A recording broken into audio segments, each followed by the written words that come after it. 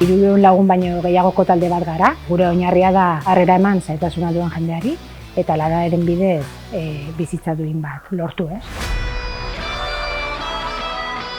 Gure lana Nafarroa osoan objektuak biltzea da.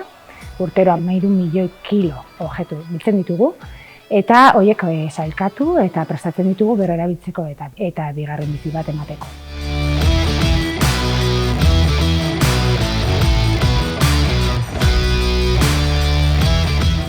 Gu beti kolektiboa individualismoaren aurrean jartzen dugu eta gure adibidea da Beltzuntze, non bertan bizi dira 20 bat lagun. Individualismoa eta jabetza pribatuaren aurrean erreferentzia moduan jartzen dugu gure etxea.